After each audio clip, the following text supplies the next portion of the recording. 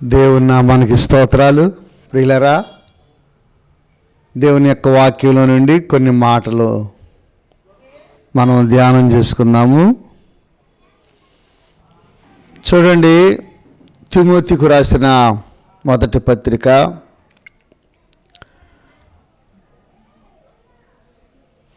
3వ అధ్యాయము 1వ వచనాన్ని కొన్ని వచనాలు చదువుకుందాం.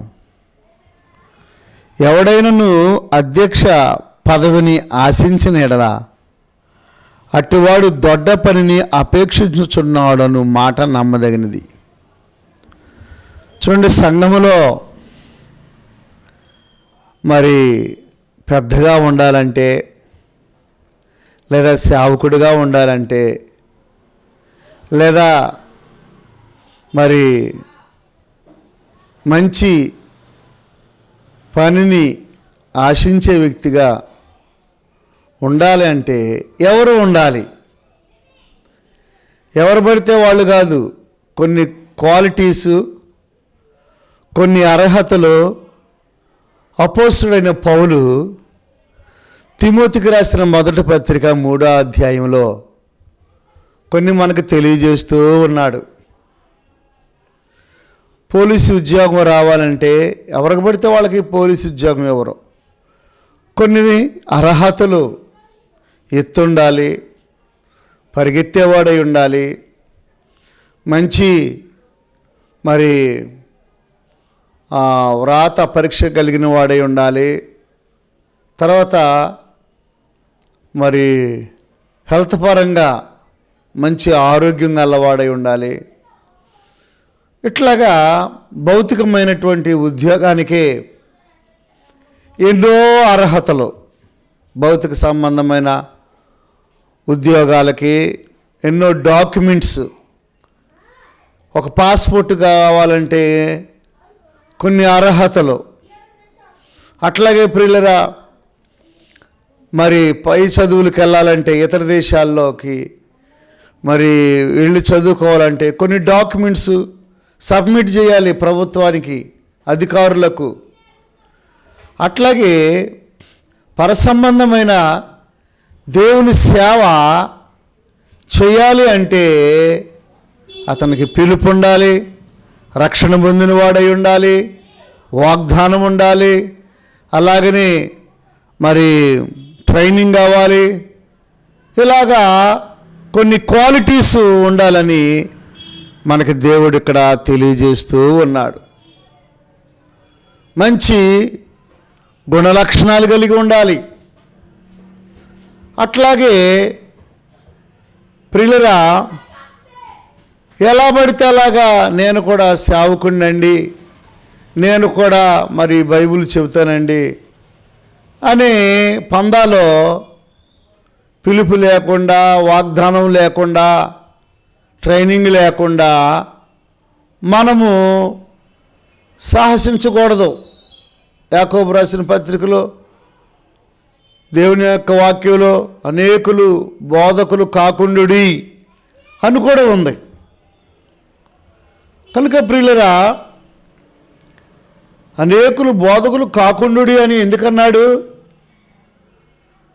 చాలామంది పిలుపు లేకుండా, దర్శనం లేకుండా, వాగ్దానం లేకుండా, వాక్య గ్రహింపు లేకుండా చాలామంది కూడా నేను కూడా పరిచర్య చేస్తున్నానండి అని ఎంతోమంది ప్రియులరా అర్హత లేకుండా ముందుకు సాగుతూ ఉంటారు. అలాంటి వారి విషయమై దేవుడు, యేసు ప్రభు వారు, పరిశుద్ధాత్మ దేవుడు ఇక్కడ మనకి కొన్ని క్వాలిటీసు తెలియజేస్తూ ఉన్నాడు. దేవుని యొక్క ఆత్మచేత ప్రేరేపించబడి పౌలు గారు తిమోతికి వ్రాయిచు ఉన్నారు. తిమోతి పౌలు గారి పరిచర్యలో రక్షణ పొందినవాడు. రక్షణ పొందటమే కాదు, తర్ఫీదు పొందినవాడు. తర్ఫీదు పొందటమే కాదు, బహు క్వాలిటీసు తిమోతిలో ఉన్నాయి. నా ప్రియమైన కుమారుడా అంటాడు పౌలు గారు. ఎంత ఆశ్చర్యం ప్రియులరా! నా నిజమైన కుమారుడా, పలానా చోట పలానా వస్త్రం ఉంది, తీసుకురా, వచ్చేటప్పుడు ఇదిగో పలానా చోట ఉండి సువార్త ప్రకటించు. ఎంత ఆశ్చర్యం! ప్రభునందు ప్రియ దేవుని పిల్లారా, ఎంత నమ్మకస్తుడో తిమోతి. నమ్మకమైనటువంటి సాక్షి, నమ్మకమైన సంఘ కాపరి, నమ్మకమైన సువార్తికుడు. డబ్బుల విషయంలో నమ్మకత్వం ఉంది.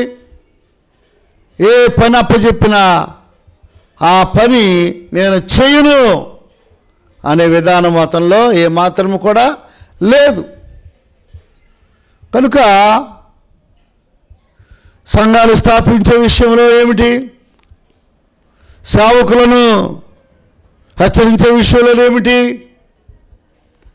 అనేకమైన బాధ్యతలు పౌలు గారు తిమోతికి ఇచ్చినట్లుగా మనం చూస్తున్నాం. నీకు బాధ్యత అప్పగించాలంటే ఆ తిమోతి లాంటి లక్షణాలు ప్రియులరా మనం కలిగి ఉండొద్దా? తిమోతిలాగా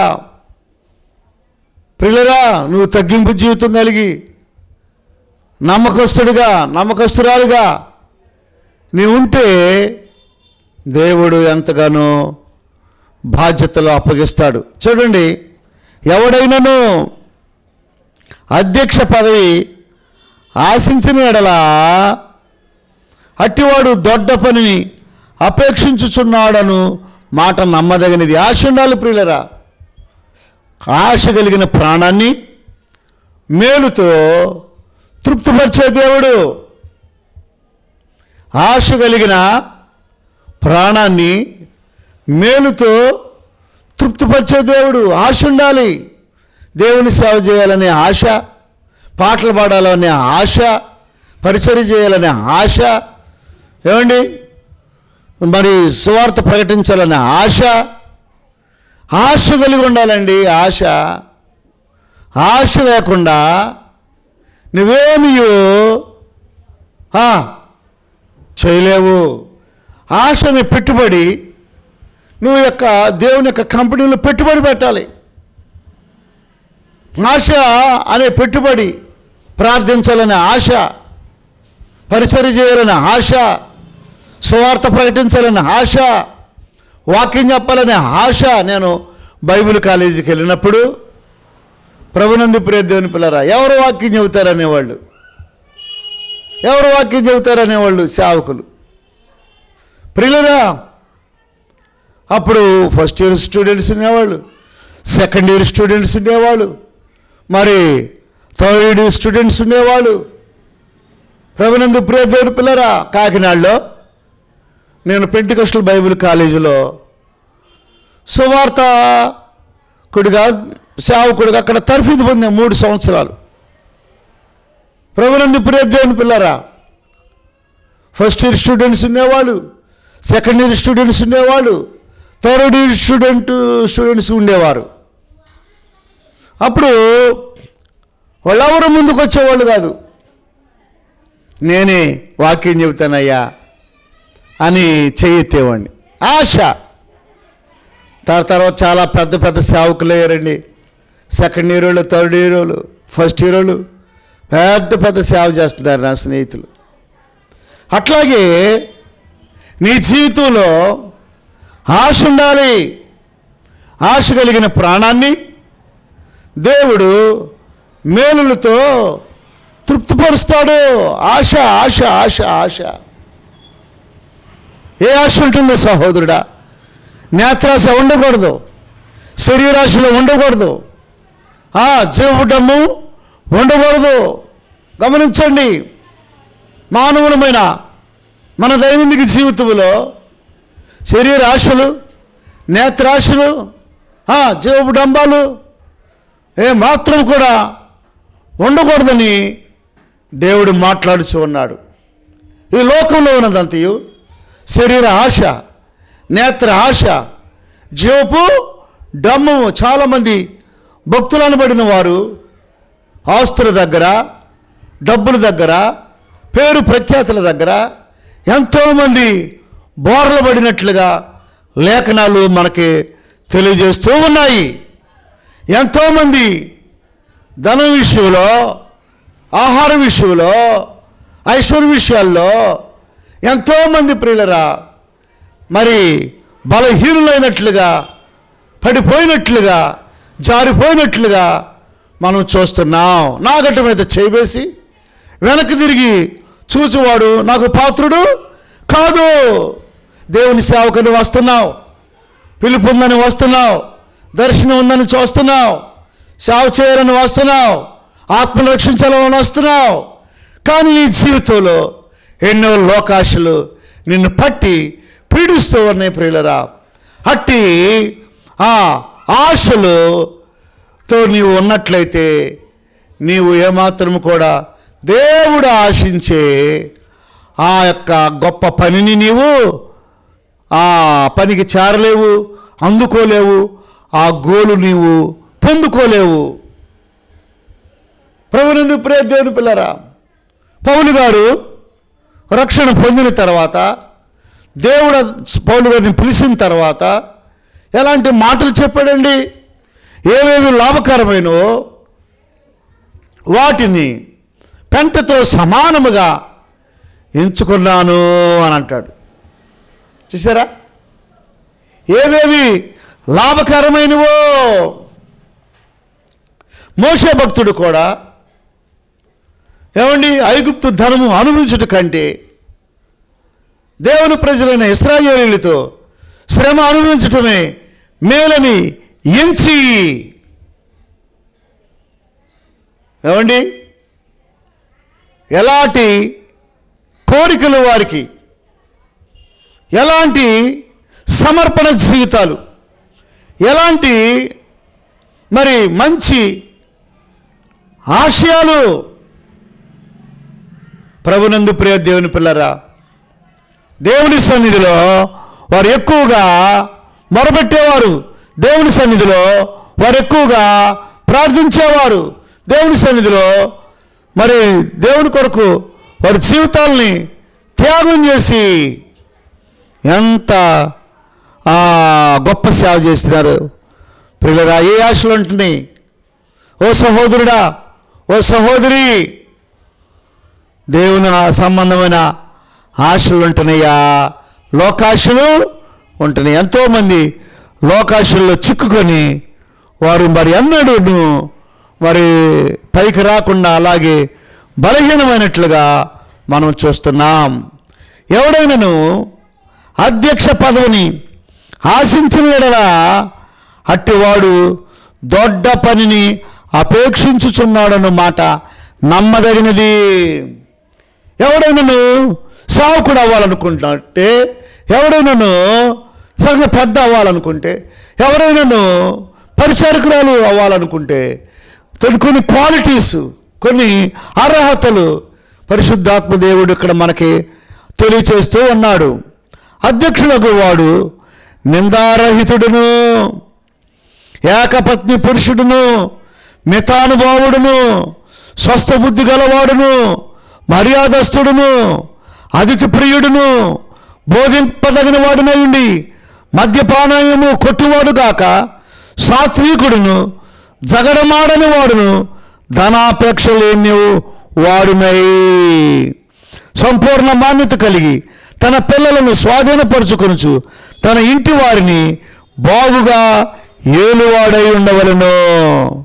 చూసారా ప్రియులరా, ఎలాంటి క్వాలిటీసు, ఎలాంటి అర్హతలు, ఎలాంటి అనుభవాలు, ఎలాంటి సూచనలు, ఎలాంటి సూత్రాలు. సూత్రం లేకపోతే లెక్క సరిగ్గా రాదు.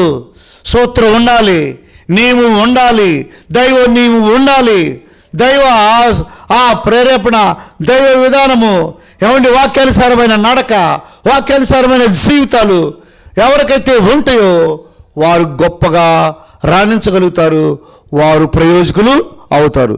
చూడండి, ఒక సంఘ పెద్దగా ఉండాలంటే, లేకపోతే ఒక సేవకుడిగా ఉండాలంటే, సంఘ పెద్దన్నా సేవకుడైనా ఒకటే ప్రియులరా.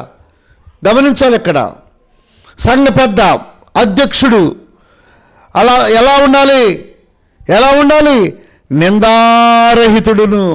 అంటే ఏ తప్పు లేనివాడుగా, రక్షించబడక మునుపు ఎన్నెన్నో తప్పులు చేశాము, రక్షించబడక మునుపు ఎన్నెన్నో ఆశలతో ఈ లోకంలో జీవించాము, రక్షించబడక మునుపు మరి ఎన్నో చెడ్డ పనులలో పాలుభాగస్తులమయ్యాము.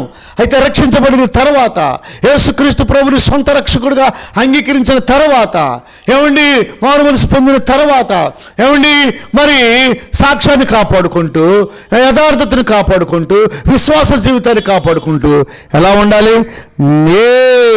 నిందలేని వారుగా, నిందారహితులుగా నీవు ఉండాలని దేవుడు మాట్లాడుచూ ఉన్నాడు. నిందారహితుడు. చూసారా, చాలామందికి ఏవేవో నిందలో ఏవేవో ఉంటాయి. అలాంటివి ఏమీ ఉండకూడదు.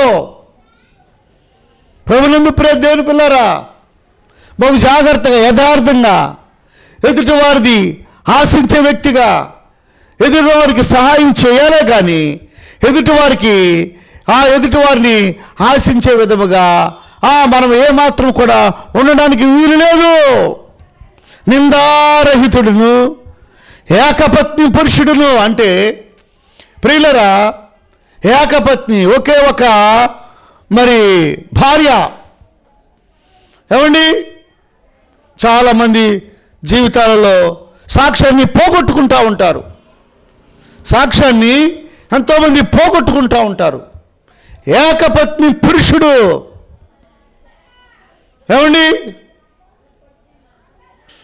ఒకే ఒక భార్య. కష్టాలు వచ్చినా, నష్టాలు వచ్చినా, శ్రమలు వచ్చినా, వ్యాధులు వచ్చినా, బాధలు వచ్చినా ఎంతోమంది కొంతకాలం భర్తతో ఉండి లేదా కొంతకాలం భార్యతో ఉండి ప్రక్కటడుగులు వేస్తూ చాలామంది సాక్ష్యాన్ని పోగొట్టుకుంటున్నారు. ప్రియులరా, అలా ఏమాత్రం పోగొట్టుకోవడానికి వీలు లేదు. చూడండి, మితానుభవుడును అంటే తక్కువగా మాట్లాడటం, తక్కువగా భోజనం చేయటం, తక్కువగా. మితానుభవుడు అంటే మితముగా అన్ని విషయాలలో, ఏ విషయంలోనైనా మితానుభవుడుగా అంటే మరి ఎంతో మితంగా ఉండాలి. ఎక్కువ తక్కువ లేకుండా. మితిమీరి మాట్లాడుతున్నాడే, మితిమీరి నడుచుకుంటున్నాడే. ప్రియులరా, అలాంటి విధానాలు మన జీవితాల్లో ఉండకూడదు. అన్ని విషయాల్లో మితానుభవుడుగాను, స్వస్థ బుద్ధి గలవాడును. స్వస్థ బుద్ధి అంటే మంచి బుద్ధి. స్వస్థ బుద్ధి అంటే మంచి బుద్ధి. బుద్ధి వంకరగా ఉండకూడదు. అందం ఉండొచ్చు, సౌందర్యం ఉండొచ్చు, లేకపోతే ఉండకపోవచ్చు. దానికి దీనికి సంబంధం లేదు. బాహ్య అలంకరణ కాదు, అంతరంగ అలంకరణ. అంతే. ఆత్మలో నీవెలా ఉండాలి? స్వస్థ బుద్ధి గలవాడును, మంచి ప్రవర్తన, మర్యాదస్తుడును. చూడండి, మర్యాదస్తుడు. ఎవరైనా కనబడగానే బాగున్నారా, మర్యాదగా పలకరించే విధానము,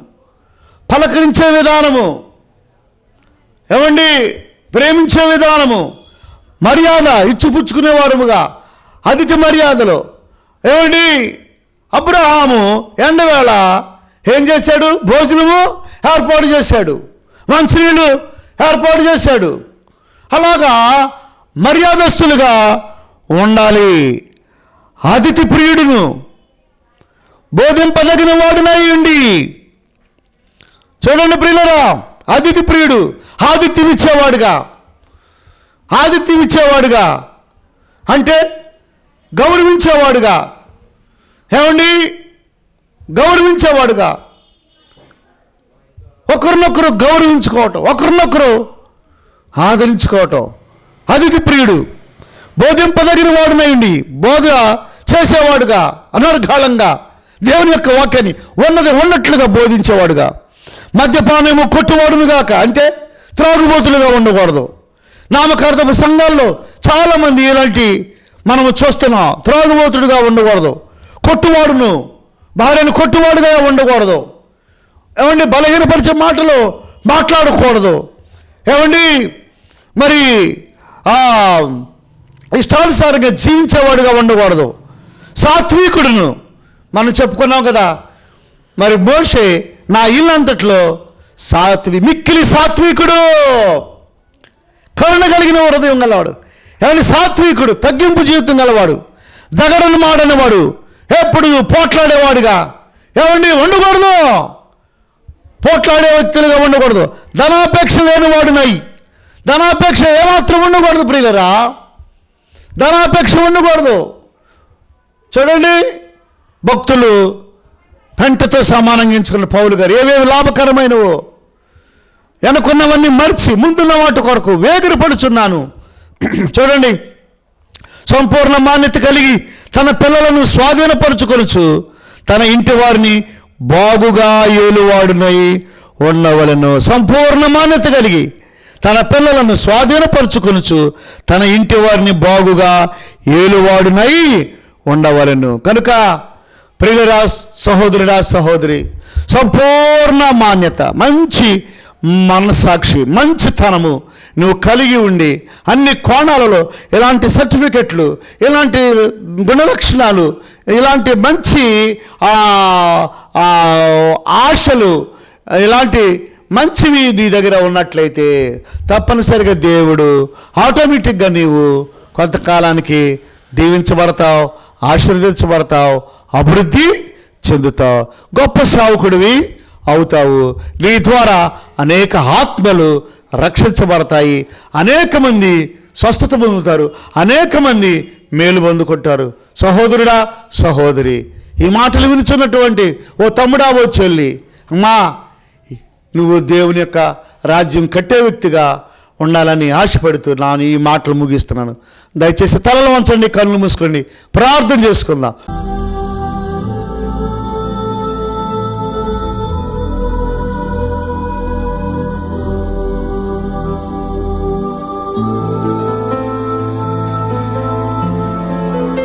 ఓ పరిశుద్ధుడైన తండ్రి, ప్రేమ కలిగిన మా ప్రభువా, నీ ఘనమైన పాదాలకు స్తోత్రాలు, స్తుతులు చెల్లిస్తూ ఉన్నాం తండ్రి. నీ దయని బట్టి, నీ కృపను బట్టి మమ్మల్ని ఎంతగానో ప్రేమించి ప్రభువా, మీరిచ్చినటువంటి యేసయ్యా ఈ యొక్క మరి అధ్యక్షుడు అవ్వాలన్నా, సంఘ పెద్ద అవ్వాలన్నా, సేవకులు అవ్వాలన్నా ఎలాంటి లక్షణాలు ఉండాలని నాయన తిమోతికి రాసిన పత్రికలు మీరు చక్కగా నాయన పౌలు గారి ద్వారా మీరు మాట్లాడిన విధానం కొరకు స్తోత్రాలు, స్తుతులు చెల్లిస్తూ ఉన్నాం.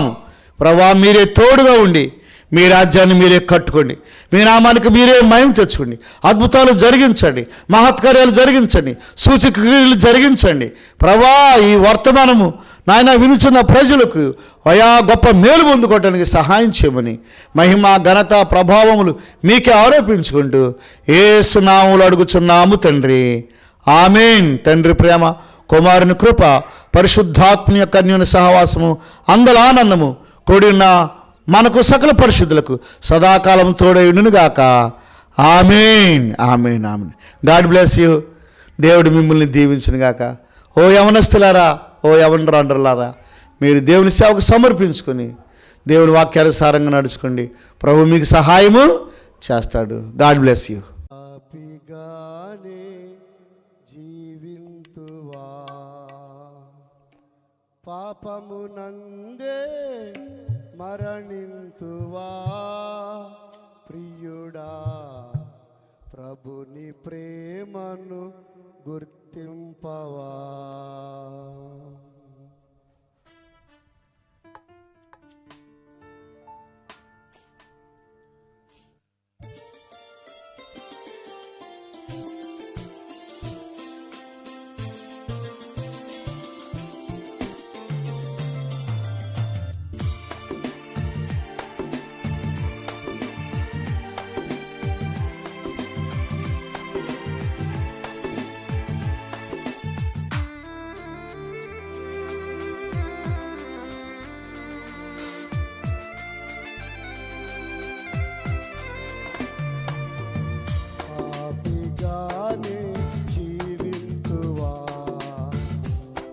పాపమునందే మరణింతువా ప్రియుడా, ప్రభుని ప్రేమను గుర్తింపవా, పాపిగానే జీవింతువా, పాపమునందే మరణింతువా ప్రియుడా, ప్రభుని ప్రేమను గుర్తింపవా.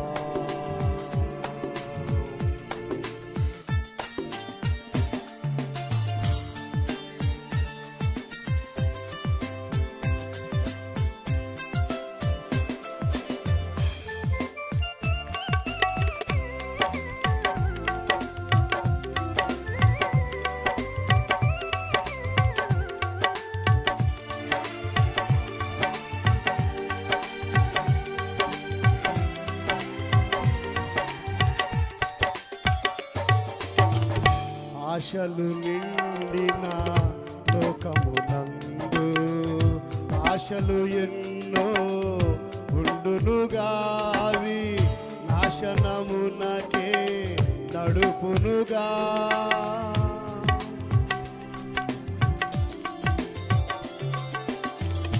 ఆశలు నిండిన లోకమునందు ఆశలు ఎన్నో ఉండునుగావి, నాశనమునకే నడుపునుగా. ఆశలు త్రెంచి ప్రేమను పెంచి, ఆశలు త్రెంచి ప్రేమను పెంచి, ప్రభును పదమున నడుపుమా ప్రియుడా, పాపిగానే జీవింతువా, పాపమునందే మరణింతువా ప్రియుడా, ప్రభుని ప్రేమను గుర్తింపవా.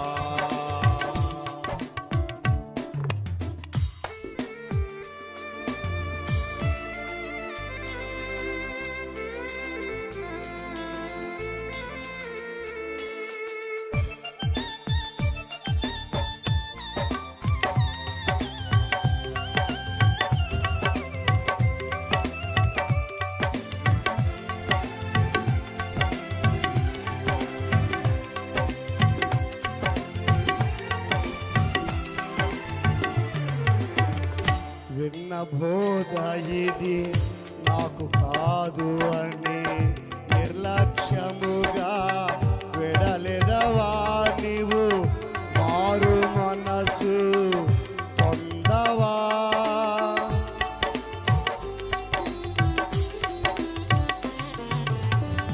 విన్న బోధ ఇది నాకు కాదు అని నిర్లక్ష్యముగా వెడలెదవా, నీవు మారు మనసు పొందవా. రేపు అనేది రోజున యందు, రేపు అనేది రోజున యందు మరణము సంధించగా, మోక్ష మార్గము ఇక లేదుగా.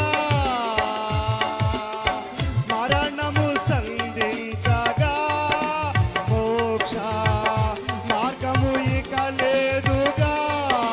ప్రియుడా, పాపిగానే జీవింతువా, పాపమునందే మరణింతువా ప్రియుడా, ప్రభుని ప్రేమను గుర్తింపవా.